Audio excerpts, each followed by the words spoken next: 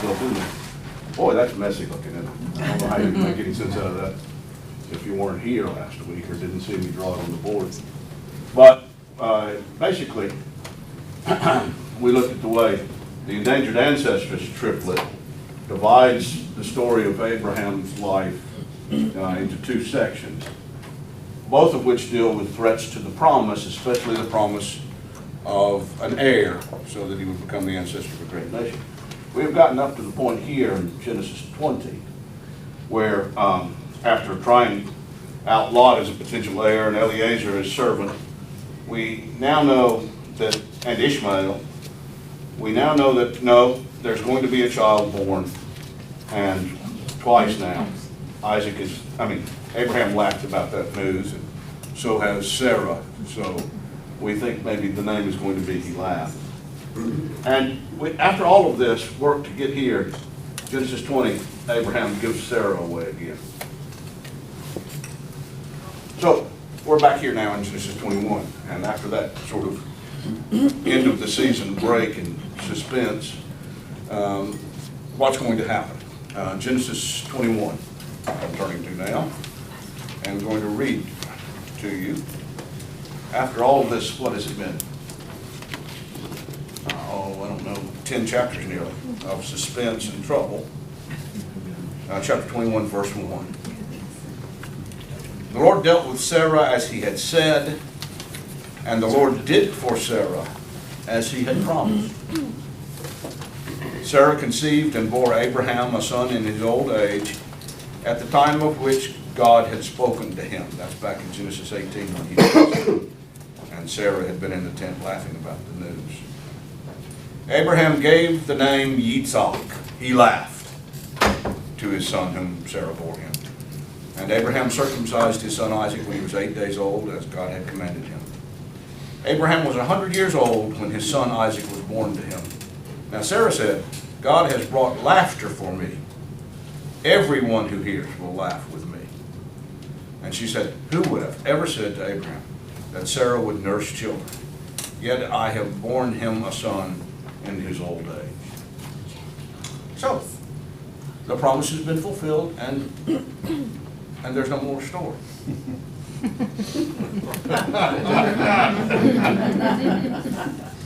Never works that way, does it? It is a moment to pause, though, and reflect on what a remarkable thing this must have been. But immediately, in verse 8, we begin a series of episodes in which Isaac's,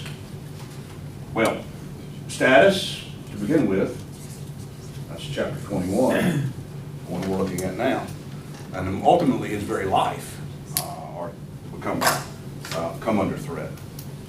Chapter 21, the threat to Isaac, or to Isaac's status, is, anybody remember or guess? Ishmael. Yeah, Ishmael. And here we begin to get to know something about Sarah. I didn't pay a lot of, we didn't read in detail the episodes in chapter 16 and 18, I think it is, in which Sarah sort of gets her dander up about various things. She seems to have had some fire. But here we'll see very clearly. The child grew and was weaned. One of the things, by the way, one of the things I encourage everyone, pay attention to biblical characters' names, because they are important.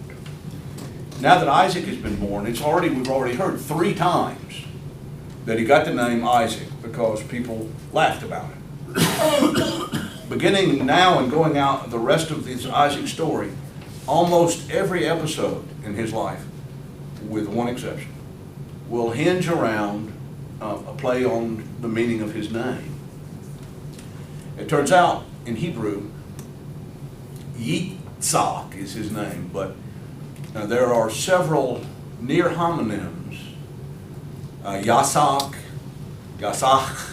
I won't go through all of them. And they all mean something like to laugh, to play, to cavort, to be joke. They all have that laughter play thing.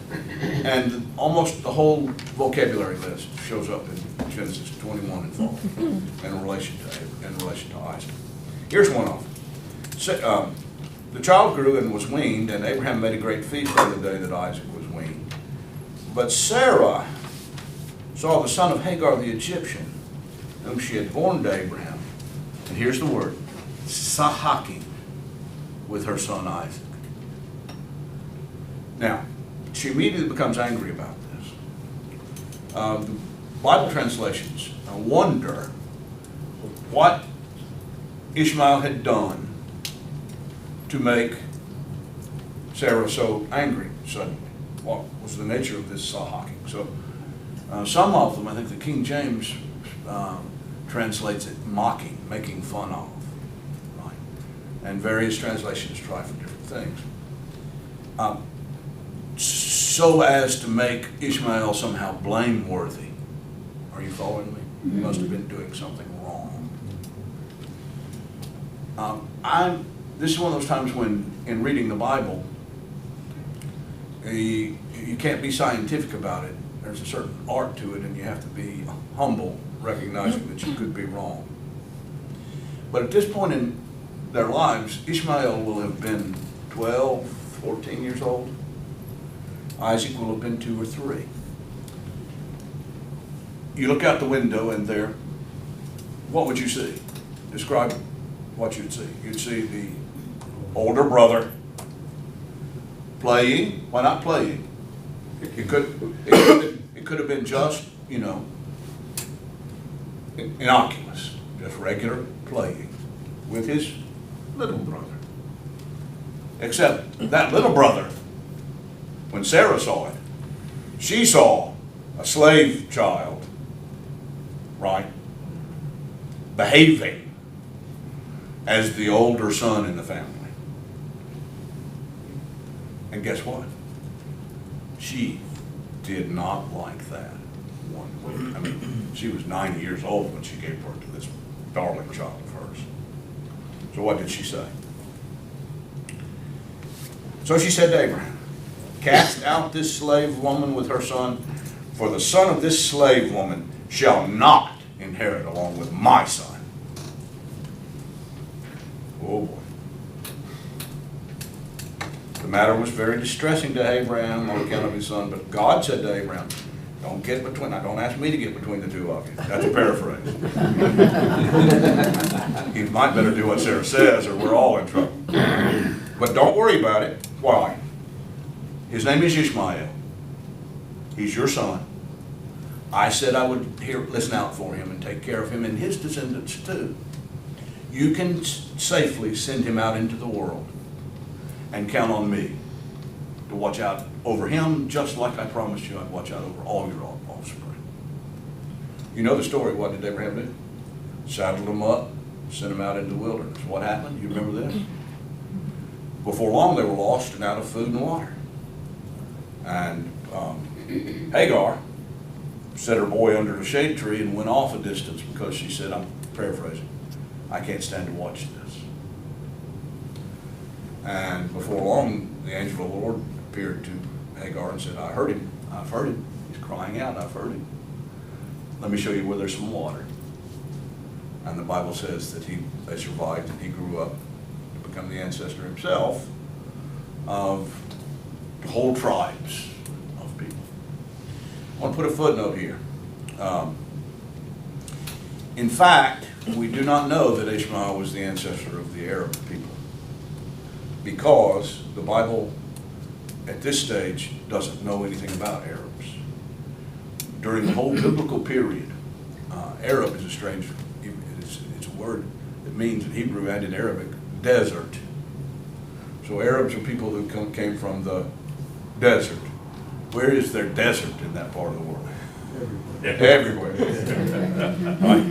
But the people we call desert Arab now were tribes of people from way off in the corner and far south of Saudi Arabia, who only came to sort of world prominence in the 6th century AD. You following me? AD. So we don't really know that Ishmael was the ancestor. That's sort of a popular notion. Might be true, might not. So Everything's good. Sagar.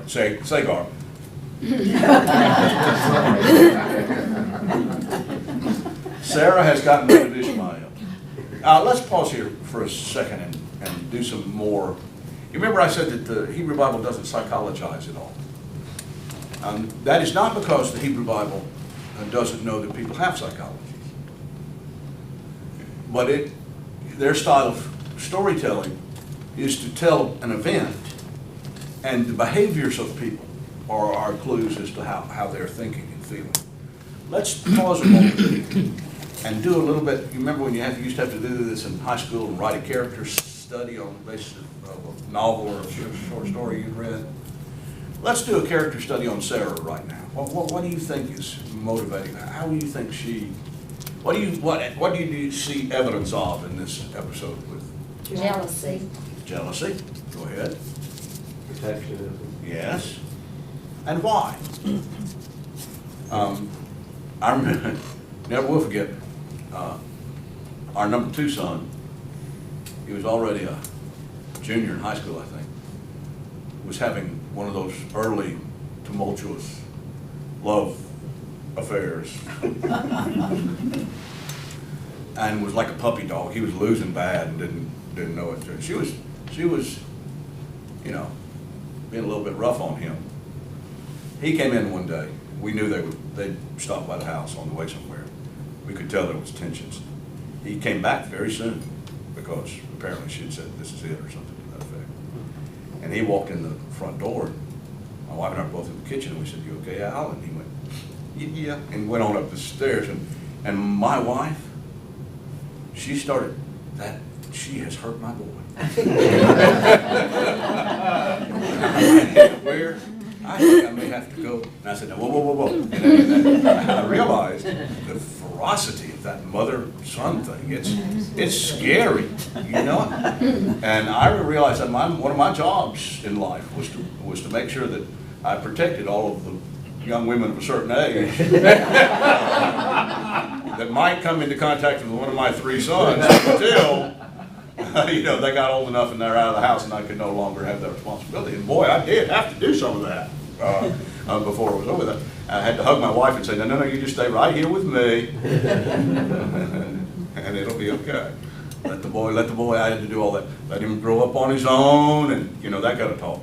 Mostly I was trying to keep her from going and slapping that little girl into orbit, because that's what she wanted to do. And she wasn't 90 years old when the boy was born. And he wasn't our only child. You follow me? I thought the life expectancy of people back then was like you guys, 30. you don't get on. Man, how did Abraham Don't and get hung Sarah up. outlive everybody by Don't get all hung up in science. 3x? Don't get hung up in science. Science is a mistake. Rationalizing this old stuff is a mistake. Chapter 20. What's after 21? Chapter 22. You know that text? It's one of the most. It's a very few texts in the Bible get a name, and this one has one. The Akedah, the sacrifice, the offering of Isaac. And I paused to do what I just did in 21 to make sure we understand the power of what 22 means. God came to Abraham, the text says, in a fashion not unlike the way God came to Abraham in chapter 12. After these things, God tested Abraham. He said to him, that's terrible. What is the test question? He said to him, Abraham, he said, go. He said, take your son, your only son, not literally true, but practically true now, whom you love, and go to the land of Moriah and offer him there as a burnt offering on one of the mountains that I will show you. Do you hear the echo back to Genesis 12? Go to the land I will show you. Now go to the mountain I will show you. Genesis 12 is promised to make Abraham the ancestor of a great nation, which implies that one son. After all of this, he's got that one son. And now what does God say?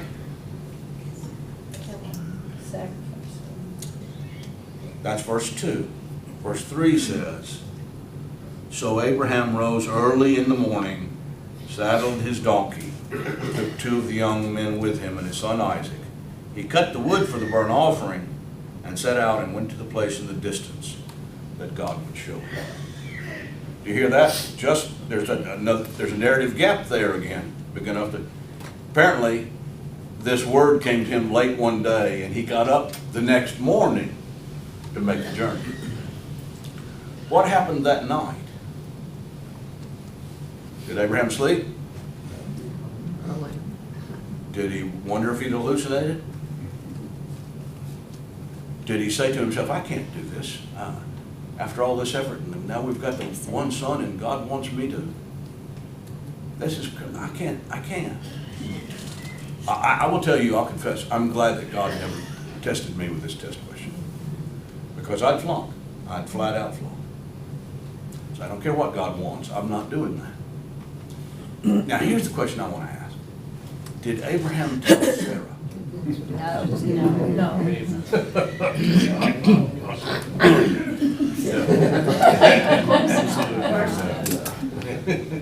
And how do we know? Because he lived to get up the next day. I mean, the Bible does this sort of subtle signaling. It doesn't do what we would do and say, oh, and Abraham knew that if he told Sarah.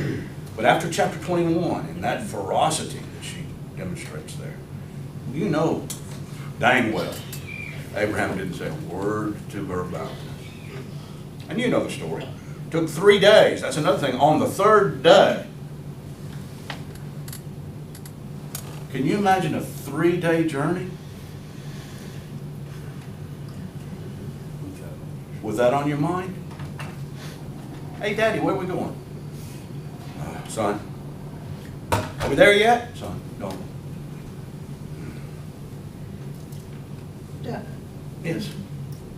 Again, I philosophize or whatever, but the 3rd day, does that have any theological? No, I mean, see, we're always trying to do this.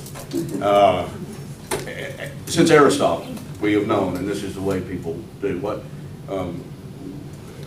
something about the way the human mind works. There are languages, by the way, that count as follows: 1, 2, more than that. Right? Right. And you say, what are you going to do tomorrow? I have a couple of 3, you know. Yeah. Preachers like to preach sermons in 3s. The human mind is set up to think of 3 as more than 2 and anything beyond that. That easel has 3 legs. Yeah, because it's stand up. My parents used to tell me all of the stories when I was a small child. I grew up in the mountains, but where there are mountains, there's a valley, you know, and that's where the town was. And they used to say that I would always want to go to town at night because I would like to count the lights. And I always counted them when I was a small child as follows: 1, 2, a bunch. Right, 3. They'd say, how many are there? I'd say there are 3. But because that's the way our mind works. How many times are you going to find 3 in any literature of the world? So it was this tells us it was not an overnight trip. It wasn't over there. It took them a while to get there. Right. I've lost my place. Why did God have to test him with such a dire? Oh, well, I don't. See, that is the question of this passage, and we're going to try our best to answer that in a minute. Well, it seemed like even with Ishmael, I mean, he seemed to take it to the brink and then say. With Ishmael, that was all Sarah's doing. None of Yeah, that was. I mean, when Hagar took him out to the wilderness, and then it was, oh, you're not going to take care of him. And it was, then she leaves him there to perish, and then finally God steps in. It seems to wait to the last minute to. Maybe that is a message of Genesis. I mean, of this part of Genesis. We want God. God, I have a little trouble. I want you here now. Doesn't always work out that way. Sometimes it's be patient. Is that could be? I mean, we're going to ask ourselves, what is the test question? The way the story is told is just so, to me, it's just, how do I put this? It's sparse, but every word asks you to think about the pain in every step Abraham took, right? The anguish. Abraham took the wood. Then Abraham said to the young men, you stay here with the donkey. The boy and I will go over there. We will worship, and then we will come back to you. Some people want to say that the fact that he continues to use the plural is significant. That Abraham somehow, people say, has faith that this is not going to actually happen. That might be it. It might also be that if he said, we are going over there and I am coming back, that the servants might have said, wait a minute, why did you go to the singular all of a sudden? Right? So that's not clear, but anyway. So the two of them walked on together. Picture that for a minute. At the bottom of the hill, they've got to walk up there. He's 100 and what years old by now? The boy's a young teenager, late pre-adolescent. We don't know how old he is. I imagine the boy probably has to help his daddy, steady himself occasionally on the rock. Are you picturing all of that in your mind? Oh, I don't know if I can continue this story by the time I get to this point. I've envisioned Abraham with that first sleepless night, and envisioned that 3-day journey, and envisioned this trip up the side of the hill. I'm just exhausted emotionally as a father thinking about it.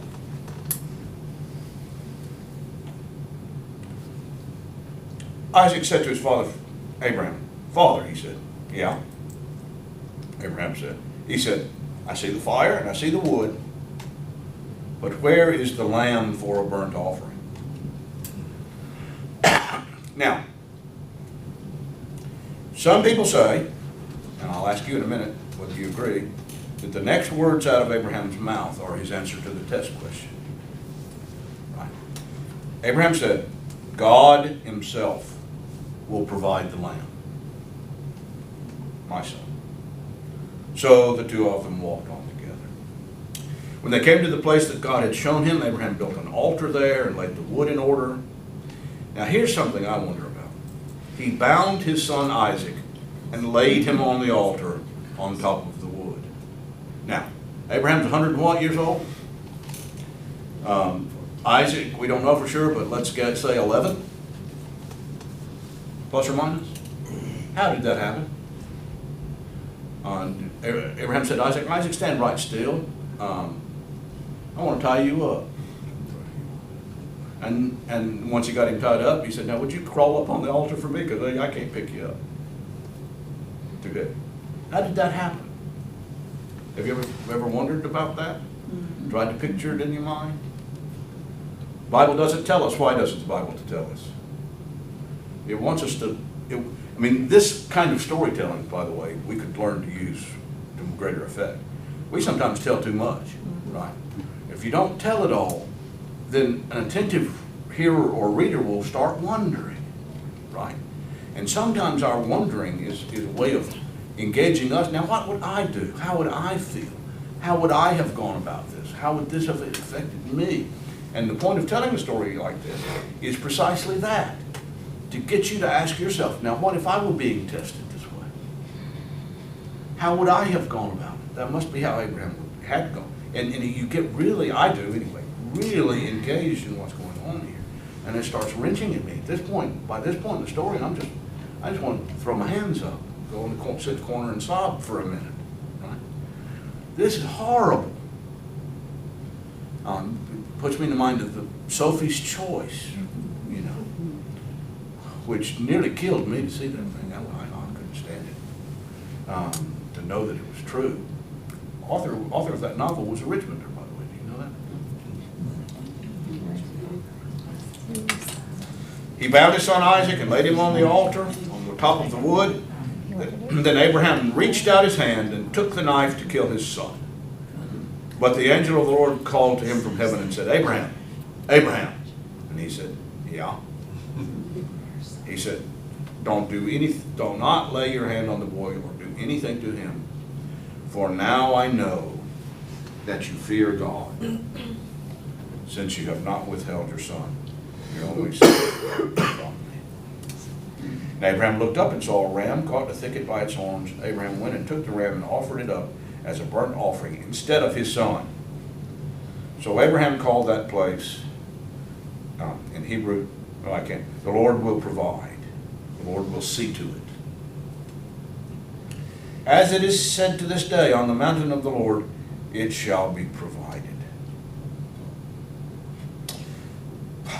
Verse 15 and following, the Lord repeats the original promise from Genesis 12. These two stories are bookends of each other. You're supposed to read them together. Has Abraham, after this journey of faith, to get this long distance to this boy, finally, what was he supposed to be learning on that trip?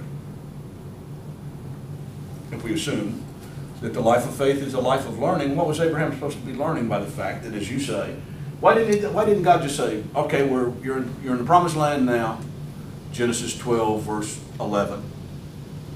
Here's your boy, Genesis 12, verse 12. And there we're done with it. No. Well, how many years?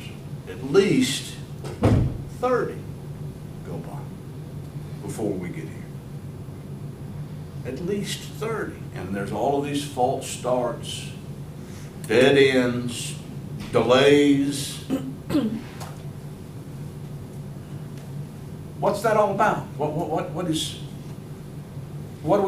Let's take a minute and just describe, for example, what these 10 or so chapters, what is the picture of God that emerges? I made a covenant, and I will stand up to that covenant. It may take a long time, and you will not have an easy path in the search necessarily. of this covenant. That's right. Be patient. Be patient. Wait. Does God, my students are surprised to recognize, although it's been here in the text the whole time, that the God of Abraham is not a God who shows up every other day and does something stupendously, outrageously miraculous. There's no, none of that. We've seen that God shows up in Abraham's life once about every 10 years. And then he says, oh yeah, the promise. Except for the time he says, now go kill him. Right at the end. And then after that he said, oh yeah, the promise. Do we have an interventionist God here in this story?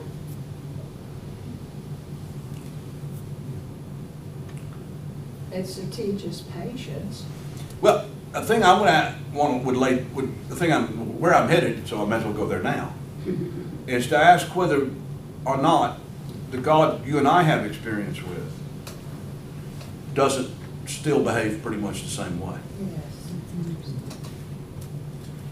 I know more or less, I have known since my late teens, early 20s, more or less, that God had called me into some ministry. Right? Thought it was going to be piano. Right? No way in the world that the boy who grew up on Lookout Mountain had the notion of getting a doctorate in Semitic languages and religions from the University of Zurich. I can promise you. And teaching at BTSR, because at that point in my life, guess what? There was no BTSR. But I've known since then that I was headed somewhere in God's service. And it has been a journey of discovery to find out where that was going to be. You with me? And there have been false turns and disappointments and delays and all that kind of stuff that just go with the nature of things, right? With living life. We sometimes think that if we had lived in Bible times, of course it'd be easy because, God would go, oh, that rock's in your way? Like Star Trek, God would take out his laser. Now it's not, go ahead. They're riding around on camels, except they weren't, because camels didn't come along until about the time the Arabs busted out of Saudi Arabia. But they were riding along on donkeys. We drive cars. I can't see much difference otherwise. Well, but isn't there a big difference? I mean, in what and I follow the story, and God is not going to and no place do I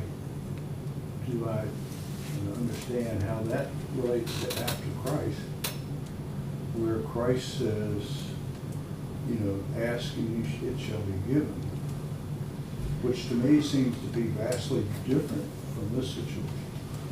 All right, let me ask you, do you think, did Jesus mean ask anything and it will be given? I don't know. Yeah. And did he mean it will be given to you right in that moment? I don't know. No. If Jesus meant that, then my faith's not very good somehow, because I've asked and asked and asked for certain things. They certainly didn't come in the moment, and some of them I haven't ever gotten. Mhm. I agree. I think probably because God's a good parent.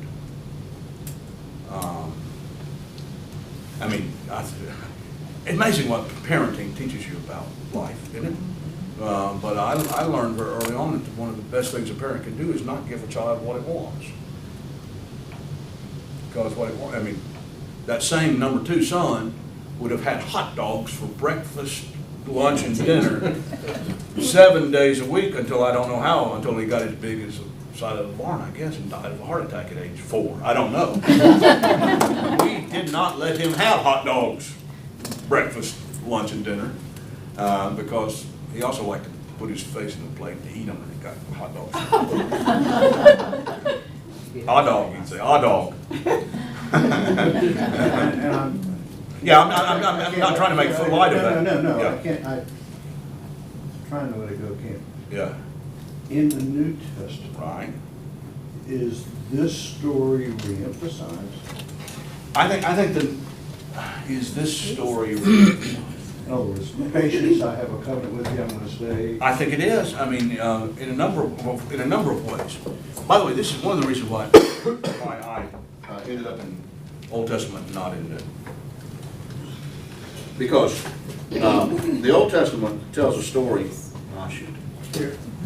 here's where I'll put it. Here's where I'll put it. The Old Testament, I need to lean to talk about it. The Old Testament, the New Testament tells a story from start to finish that spans what? Jesus' career is the gospel.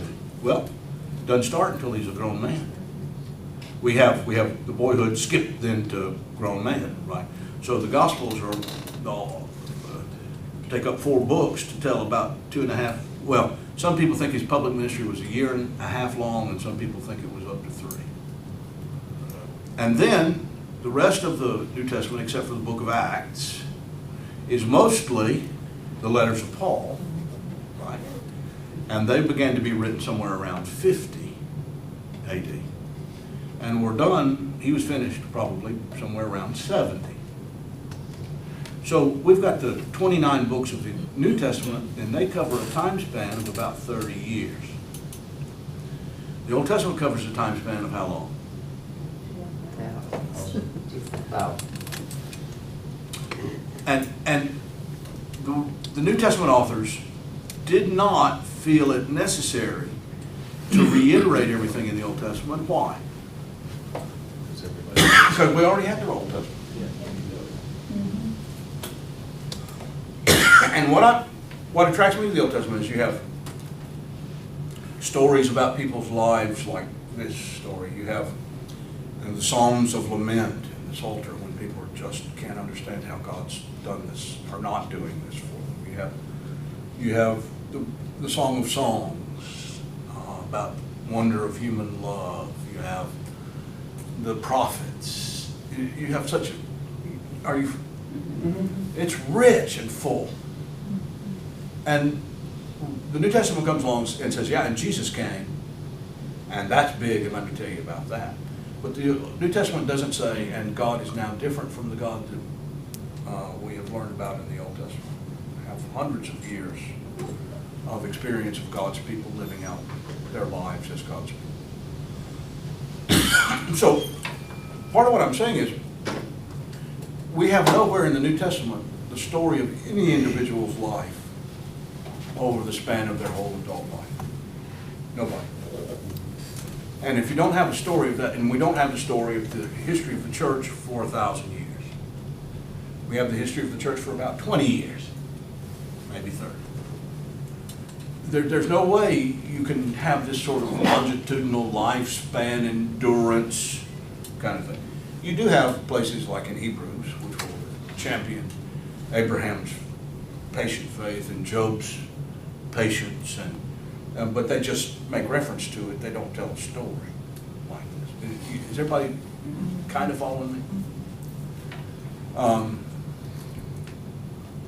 So I'm just so grateful that we have the Old Testament and these kinds of stories, because if we just had the New Testament, and if we just say, let's say we just had the Gospels, since Jesus is not in the world with us in that way, I don't know how we would feel anything except sort of a loss at how to live life, kind of. But that wasn't necessary, because Jesus and the early church had the Old Testament. They didn't feel any need to, rewrite it or go looking for another. Right. But I want us to get back to what kind of God. We still haven't exhausted what kind of God we see this.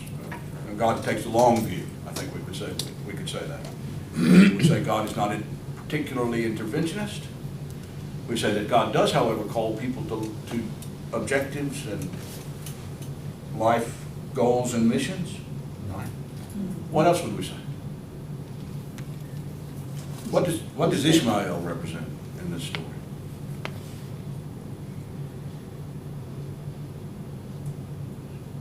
Adaption? God, I think so. I think God said, "Oh, well, he wasn't the one I had in mind, but now that you've had him, he's yours, and I'm going to live up to my promise." Now, can we sort of get back on the path, please? And Isaac. Having said all that, what is the test question that Abraham faces here?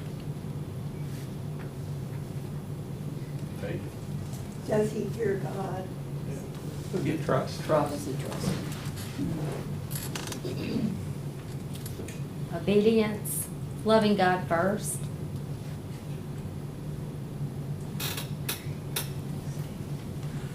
Jesus taught us to pray, lead me not into temptation, lead us not into temptation, but deliver us from evil.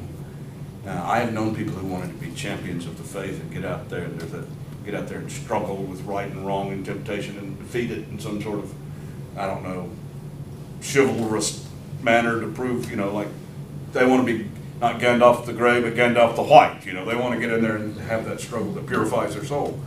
Jesus taught us, no, you don't want that. Jesus taught us to pray, don't, Lord, please, don't give me the Abraham test question. Because I'll tell you right now, I flunked. I will flunk it. I have flunked it in my heart already, just reading Genesis 21. It was a torturous thing to throw at a man. Oh, man. And I don't know, I don't like this story. I don't think you're supposed to.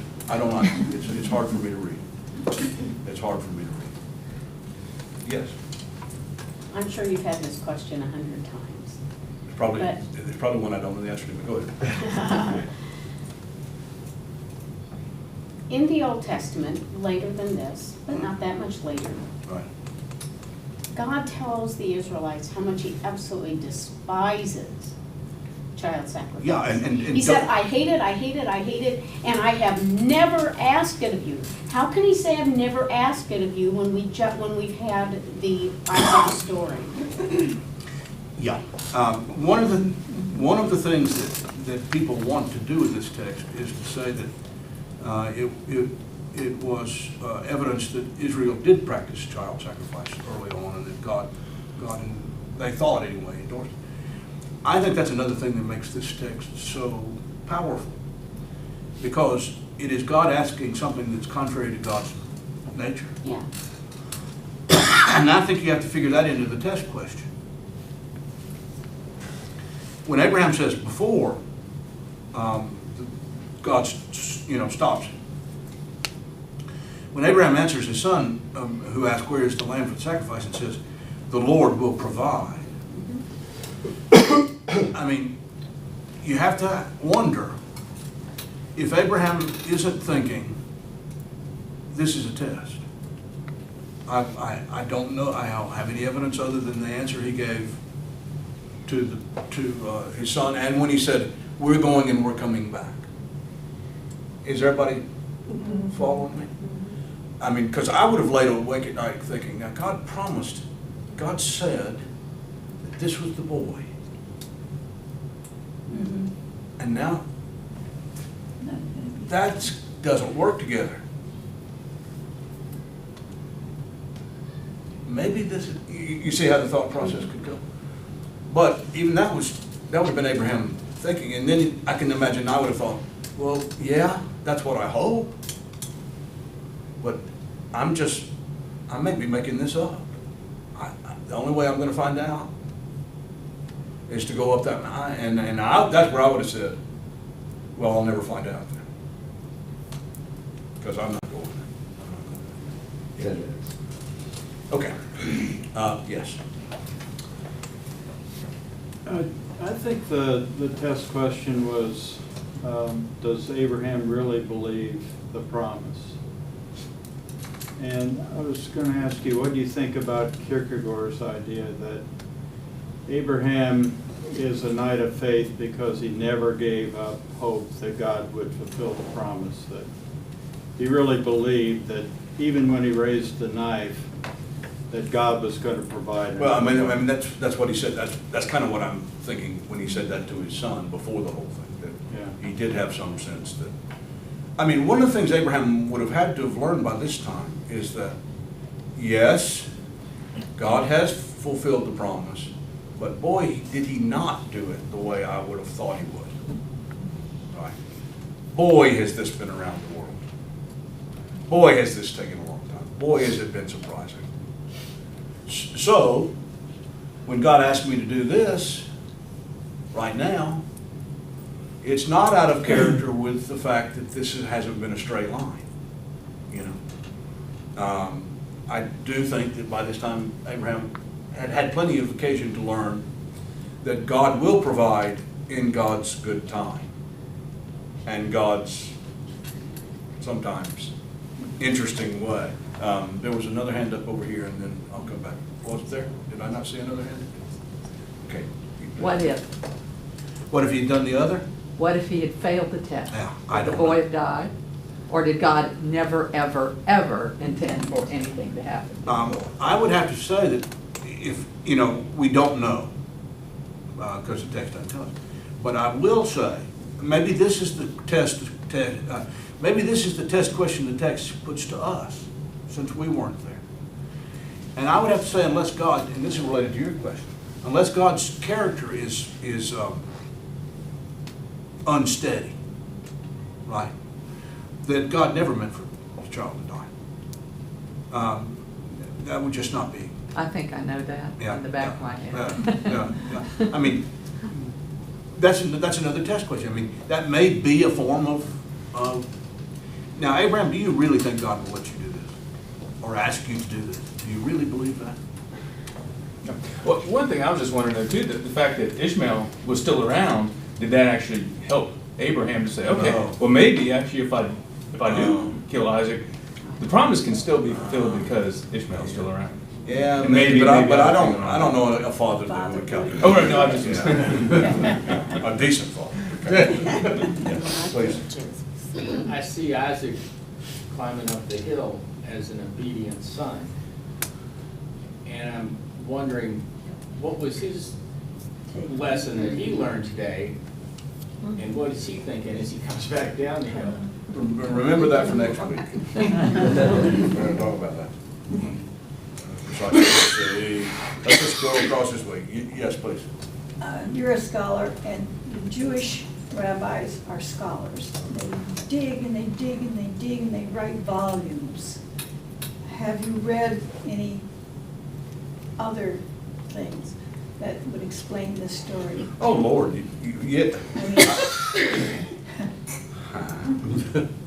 The scholarship on, as you might imagine, the scholarship on this, if I were to go to Union's library and bring back with me everything in that library that had something to do with this chapter in the Bible, this room wouldn't be large enough.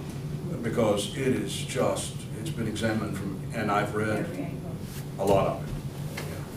Yeah. And one of the things about scholarly explanations for things, the scholars will dig into something, and I do this too, as part of scholarship. I read some other people's work on something like this, and I go, could be.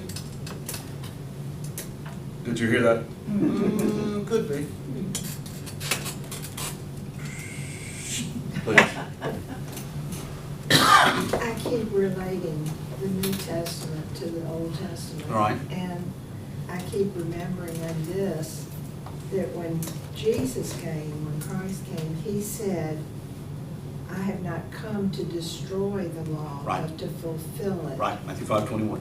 And I relate that to the fact that he takes the idea of faith and belief and promise into his life, and but that he, by his death, and sacrificial death, fulfills that promise. Does that make sense? Yeah. I mean, if you take a Christian view, which we all are, so we will, right? How did this ultimately happen? Through Abraham's family. Through Christ. Yeah.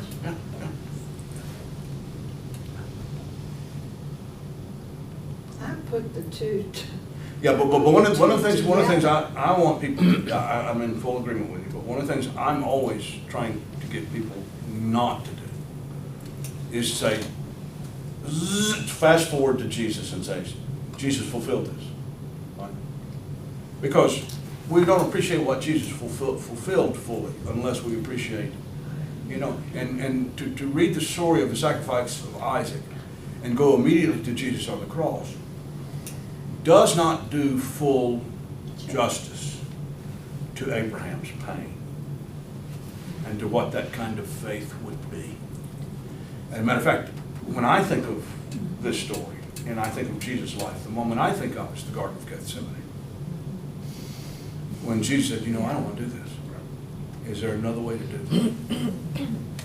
I can imagine that Jesus was going through some of the kind of agony there that Abraham went through. And I don't want us to, there's that old kind of Christian interpretation of the Old Testament, which I fight against, which sees everything in the Old Testament as just some sort of allegory or type for what happened, for something in Jesus' life. And it seems to me when you read the Old Testament that way, then you just turn them into cartoon characters. Abraham didn't really have pain and anguish. He was just, he would have been thinking, I've got to go through this so that I can be a type for Jesus. And that robs those people of their reality.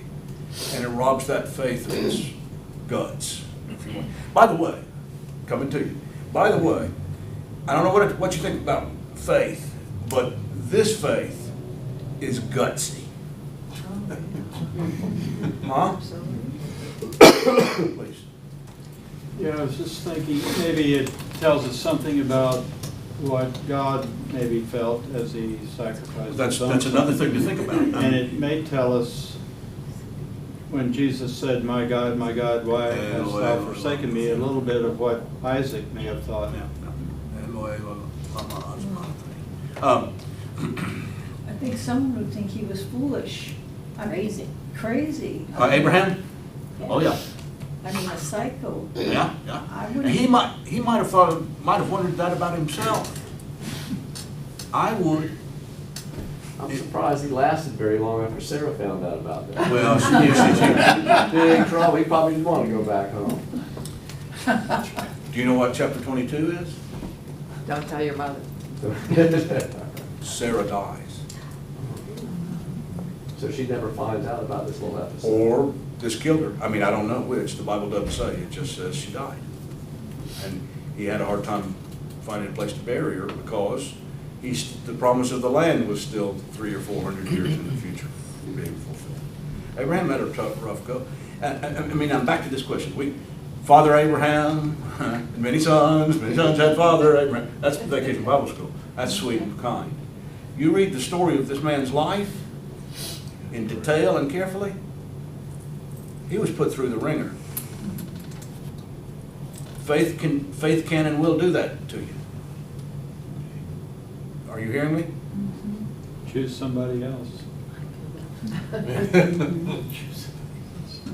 You know, we did talk about how election is just God picked somebody. Abraham did not do this, but almost everyone else in the Old Testament whom God calls to do something has exactly that reaction. I don't want this job, man. That's going to be hard. I love it. God comes to Moses and said, I've heard their cries and I'm going to deliver them. And Moses says, good, go at it, and I'm going to send you. And then Moses says, whoa, wait a minute, whoa, let's stop talking about this just for the next 3 chapters. Moses trying to get out of it. Yeah. I paused for a little bit longer conversation today than I might have otherwise, because all of this that we've just gone through, the agony, especially the whole Sarah not knowing about it, and her powerful, ferocious, protective love for this boy, are going to set the stage for what we're about to read, what we're going to do next week. Which would, if you don't have all of this in front of you, comes off as a little bit pallid. But when you know all of this, oh boy, does the chapter we're going to look at. We're going to look at just basically one chapter next week. That's Genesis 24. And it really does come alive. All righty then. Thank you. Thank you.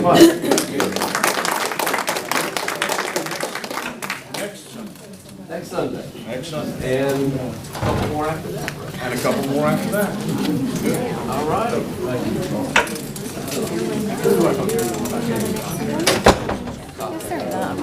I think you're the video. Ron Collins, where you can go to our website. You actually, I'm on it now.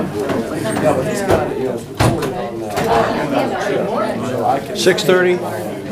Yeah.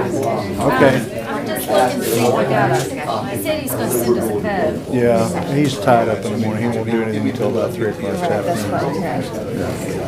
All right. See you then. Very interesting discussion. We're going,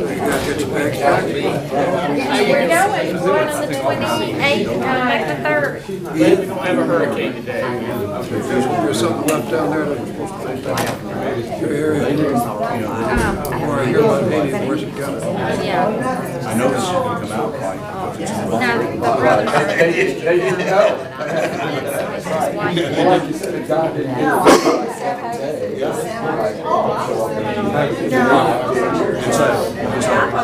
That's good, we're still on the path. That's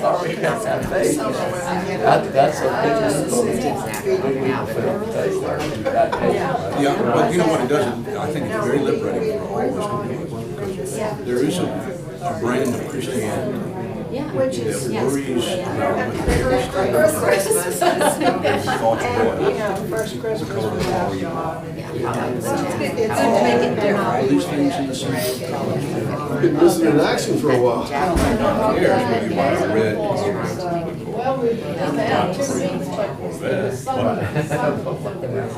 You understand what I'm saying? And people will, there are people who are just.